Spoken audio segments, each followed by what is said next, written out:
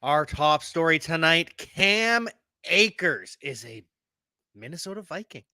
Who would have thought?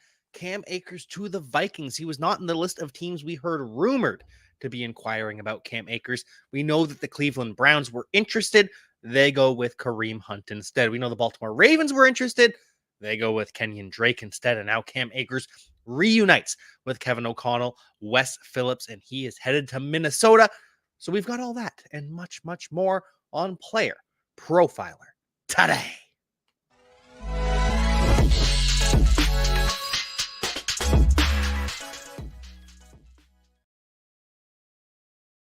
Cam Akers, the Minnesota Viking. This is going to be a late round pick swap. Don't know the exact details yet. We'll figure it out. But Cam Akers is the new RB1 for the Minnesota Vikings. Yes, Alexander Mattison hit the road. He is dust. Cam Akers is much better. And if you look at the contract that Alexander Mattison got in the offseason, he got backup money. He got some Samaje Perine money, but actually less.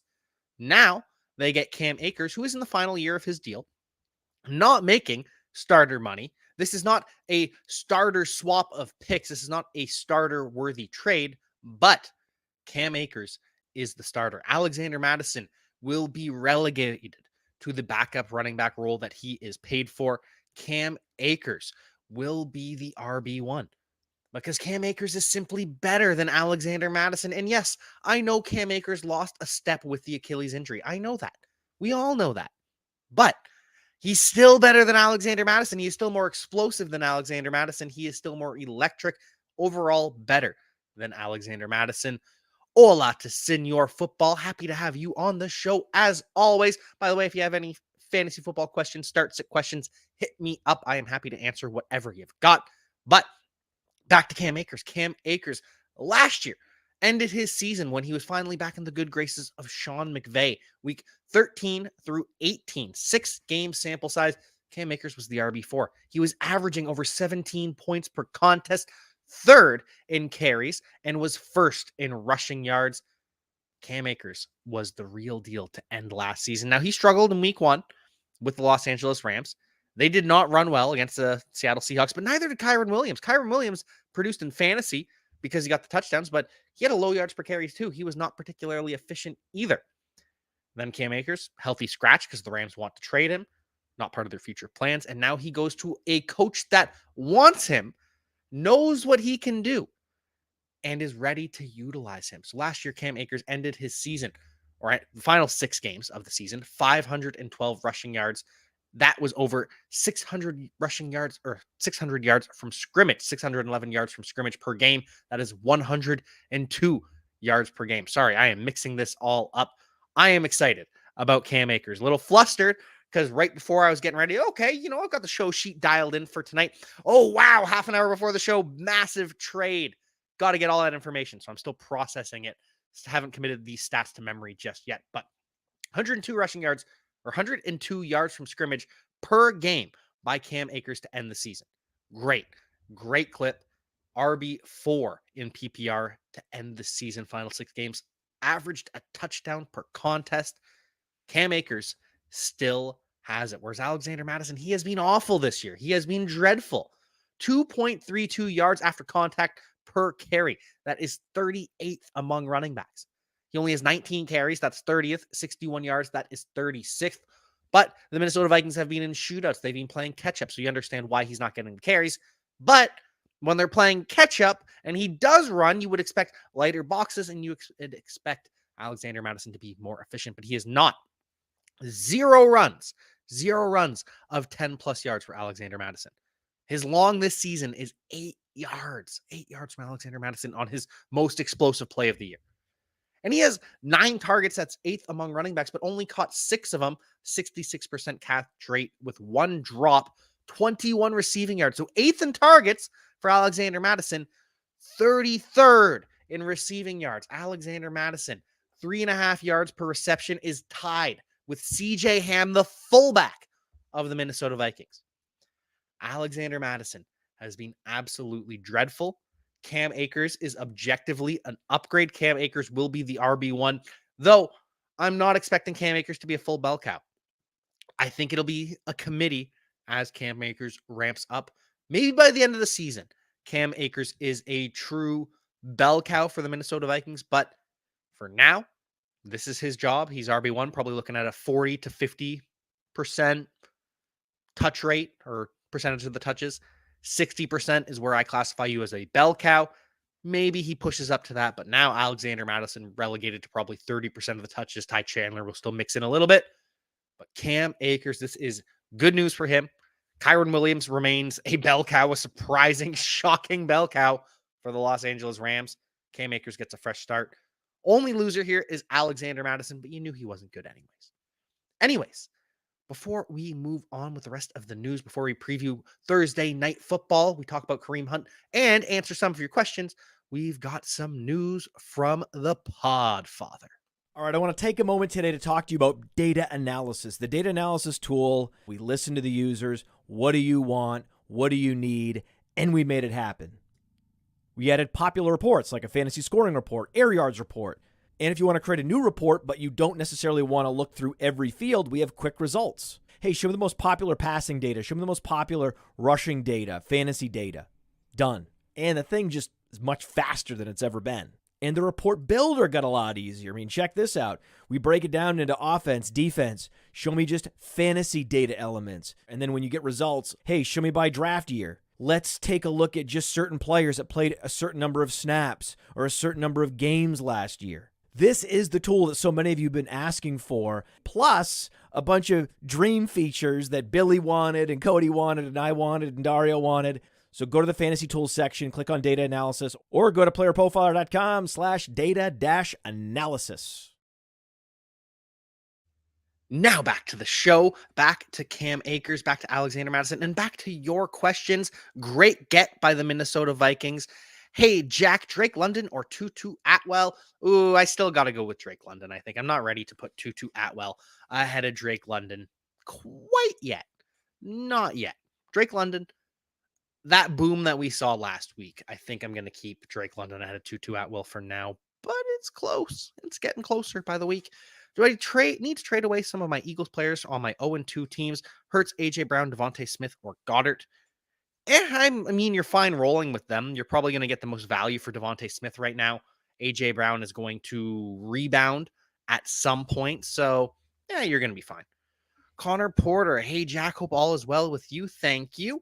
Very appreciate that. All is well here. Connor Porter, appreciate you tuning in. Do you think Akers will be the pass catching RB for the running back? I think he will be the RB1.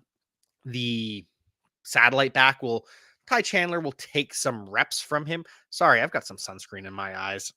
But anyways, Cam Akers, pass catching running back for the Minnesota Vikings. Highest in the league in neutral pass rate, makes me excited for his possible role too. He's just going to be the starter.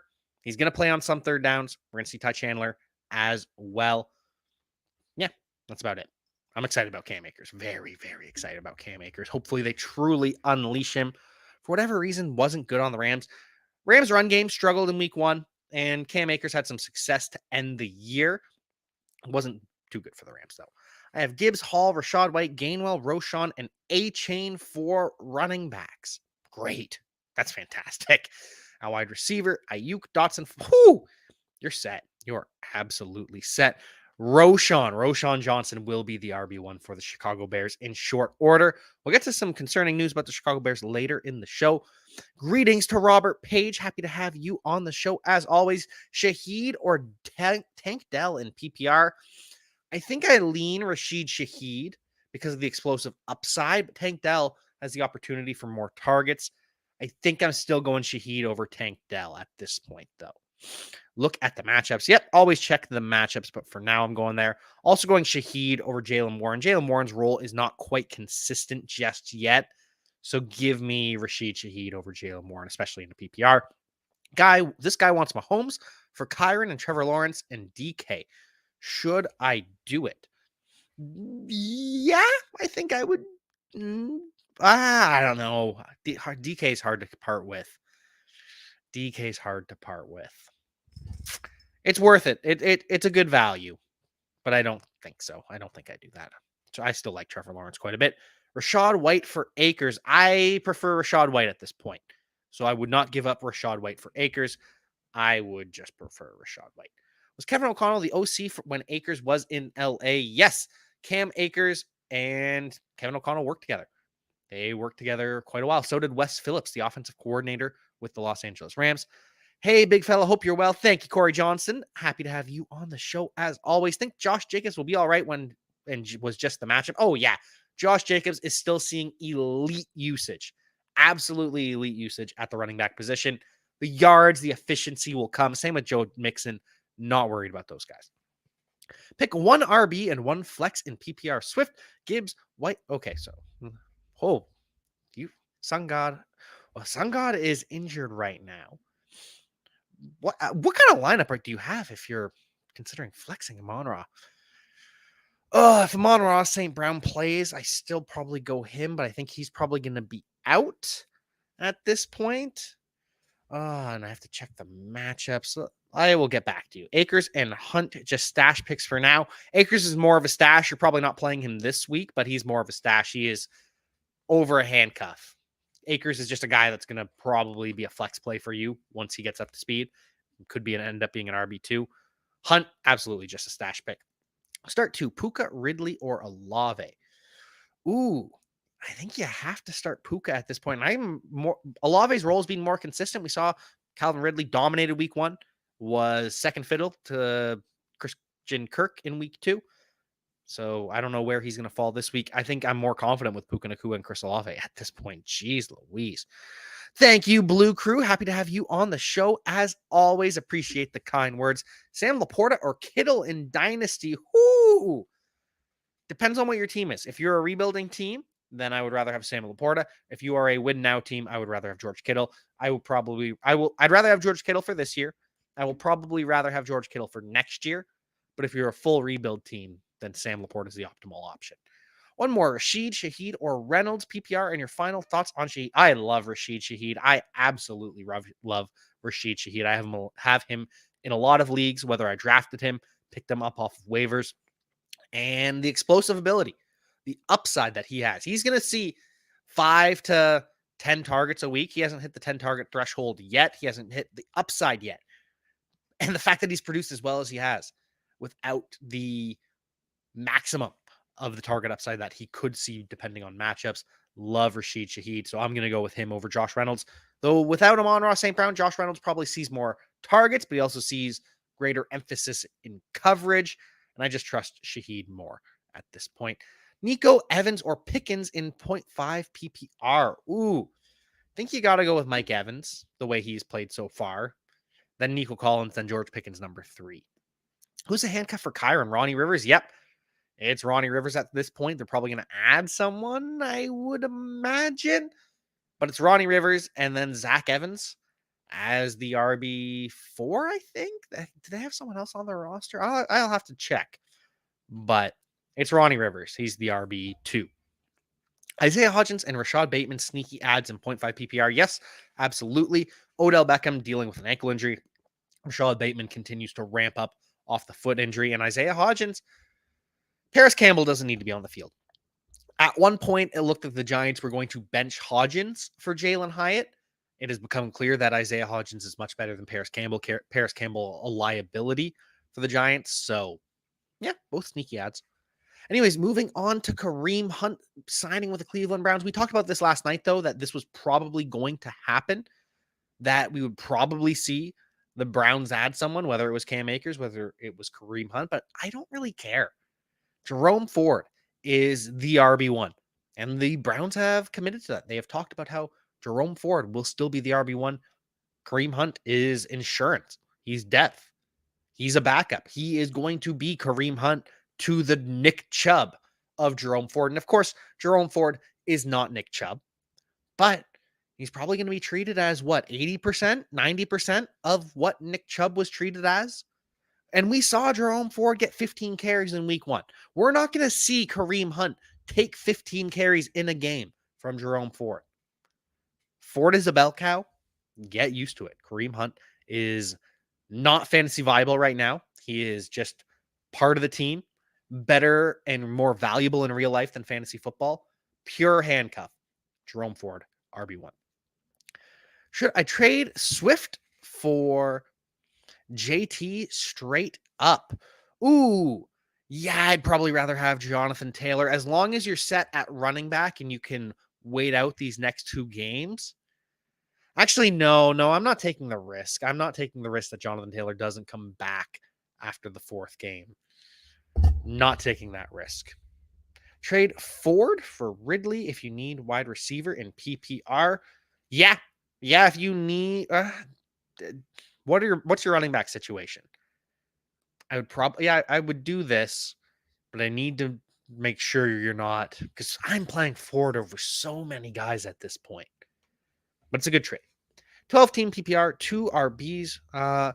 Pollard locked in as RB1. Swift, Gibbs, White. Thank you. This is much more helpful. Now, I struggle with the Wednesday game looking up what the matchups is, and I apologize for not pulling that up earlier, but I would take, I'm going Puka, I guess, and then two RBs. If you need 2 RBs, I guess we're going Rachaad, White, and Swift. I want to see it from Jahmyr Gibbs. I don't know what his role is going to be like. 2 wide receivers. We're going to go with Puka and Ridley against Houston. And then for the flex, I think we're going to go with Jahmyr Gibbs because I don't think Amon-Ra St. Brown is going to play. If Amon-Ra St. Brown ends up playing, then Ridley's your flex. But if not, then Jahmyr Gibbs is your flex. Jerome Ford, trade value in half PPR. He's worth a wide receiver 1. Calvin Ridley, I'd consider a wide receiver 1, at least in terms of value. So that type of player. Is Mac Jones a legit QB2 in Superflex? Yes, he is. Mac Jones is consistent. Mac Jones is reliable. We really like Mac Jones. He has put it together. Turns out you give him a competent play caller, and it works. Goedert or Freiermuth both have decent matchups. I'm going to go Goedert over Freiermuth pretty much every time. Yeah, I'm just doing that. I just love Goedert. I love Goedert. Do we start Joshua Kelley or Jalen Moore? And we're going to go with Joshua Kelley. Jalen Moore and his role is still up in the air. We don't know what it's like yet. Austin Eckler, if Austin Eckler's out. If Austin Eckler is playing, then we go Jalen Moore. But if Austin Eckler's out, go with Joshua Kelley. Pollard locked in at running back. Yep. Oh, okay. So just 1 running back.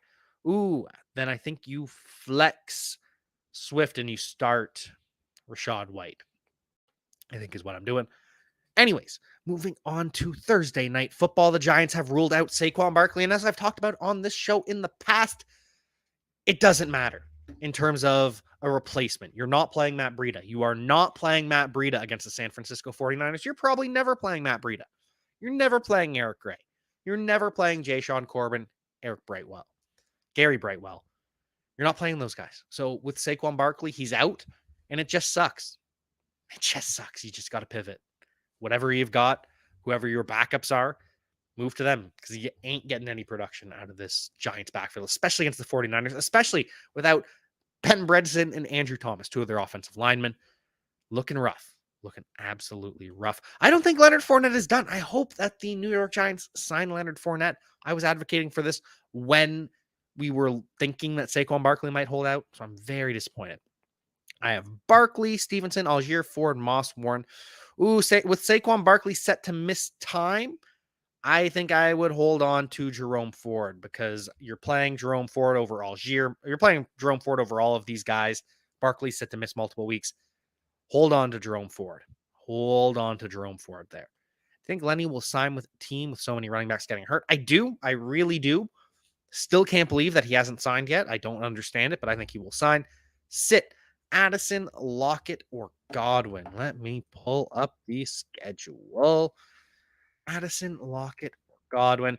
Ooh, tough to sit Godwin, or sorry, tough to sit Addison against the Los Angeles Chargers. Lockett and the Seahawks are playing the Panthers. Ooh, that's a tough sit as well. And Godwin against the Eagles. I think you're sitting Godwin. I think you're sitting Godwin, and I can't believe I'm recommending sitting Godwin, but Addison against the Chargers.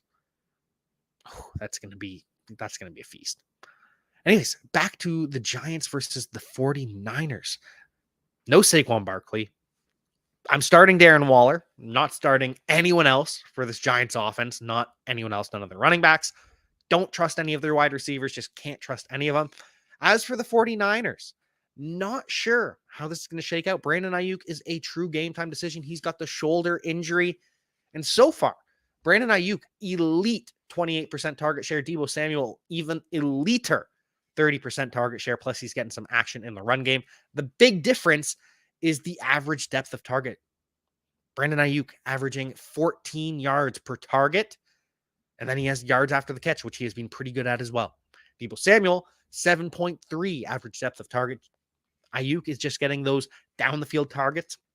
Deebo getting the short to intermediate, which is why George Kittle and Christian McCaffrey, George Kittle, 18% target share, which is fine for tight ends, but this offense hasn't passed a whole lot because they've been up so much, which is a problem. And Christian McCaffrey, 14% target share. When you have the option of, okay, we've got Deebo, Christian McCaffrey, and George Kittle running underneath, you're going to throw to Deebo Samuel. That's just the logical way to do this. He's a wide receiver with great run after catch. George Kittle, not, I can't believe I'm saying this, but not as good as Deebo Samuel. Deebo Samuel is a better option in the short to intermediate. And so that's hurting George Kittle so far this season. Hurting Christian McCaffrey a little bit as well, but Christian McCaffrey makes it up in the rushing game. Christian McCaffrey also playing 100% of the snaps for the San Francisco 49ers. Not a single snap, 0 snaps for Elijah Mitchell last week. I can't believe it. But Christian McCaffrey is just, he's even more of a bell cow than we expected him to be. Wild. Kelley, Pierce, or Edwards in PPR. Ooh, I think I'm starting Kelley if Eckler is out. Who does Dameon Pierce play? But I'm still playing. I think I'm playing Kelley. The Texans are up against the Jaguars. Yeah, I'm playing Pierce if Austin Eckler plays. I don't think Austin Eckler is going to play. I'm going with Joshua Kelley. Not playing Gus Edwards either way. Trade away Amari Cooper and Montgomery for Higgins. PPR, I'm a great at wide receiver, decent at running back. Yeah, I think I would do that because I don't know how long David Montgomery is going to be out. Probably a 2 to 3 week injury. And I think Higgins is, you're giving up 2 starters for 1, though. Yeah, I think I'm doing. Yeah, I'm going to do it. I'm going to pull the trigger on that. You're not playing David Montgomery for the next couple of weeks, and we don't know what his role will be like when he comes back. And Higgins, the Bengals are going to figure it out. Looking at the injury report, looking at some of these other injuries around the NFL, Amon-Ra St. Brown did not practice. He is day-to-day, which is the same tag we have for David Montgomery. So I'm not expecting Amon-Ra St. Brown to play this week. He's got a toe injury, probably some turf toe, which is very common around the NFL. A lot of toe injuries. Kadarius Toney also dealing with a toe injury. Did not practice today. Kadarius Toney, another injury. He's had the knee. He's had the knee again. Now he's got a toe. I'm sure he's had other injuries with the amount of time that he has missed. But Kadarius Toney, don't know if he's going to play this weekend. We'll see if he practices tomorrow. But this is another new injury for Kadarius Toney. Not an aggravation of the knee, just a brand new injury for Kadarius Toney. So, what are we looking at here? Well, you're not playing Saquon Barkley. Saquon Barkley is out. This is way too much. Sorry, I'm confused at what you're asking. Is this a trade that you're looking at? Oh, so okay, I'm looking at it better, but this is a lot of pieces. I think it's worth it to get Bijan in Dynasty. It's a lot. Yeah. A lot of moving pieces. Getting Bijan in Dynasty, I think, is worth it, though. Brian Robinson here to stay? Yeah, Brian Robinson is here to stay. Antonio Gibson is done as long as things continue the way they have. Antonio Gibson just completely erased himself from the offense for the Washington Commanders. Brian Robinson is just a full-blown bell cow. Redraft, not dynasty. Oh, in redraft, then no, I don't think I'm doing that. Kyren Williams is a flash in the pan. Saquon's going to come back. I'd rather have Debo and Mike Evans rather than Calvin Ridley.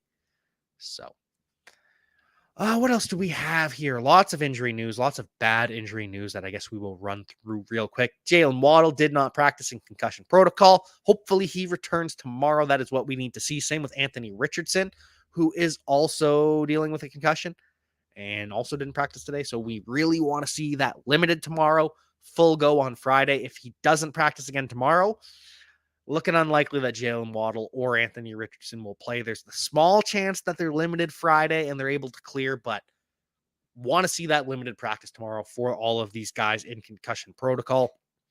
Jakobi Meyers back at practice, though. Jakobi Meyers clearing concussion protocol. He's going to play. You're probably starting Jakobi Meyers based on all of the injuries around the NFL. Hamstring injury for Isaiah Pacheco. This is a new injury. He did not practice today. Aaron Jones also didn't practice today with a hamstring injury. A lot of hamstring injuries as well. It's a weird season for hamstring injuries, toe injuries, lots of Achilles injuries. It's just a tough season. Justice Hill also has a toe injury. He's got turf toe.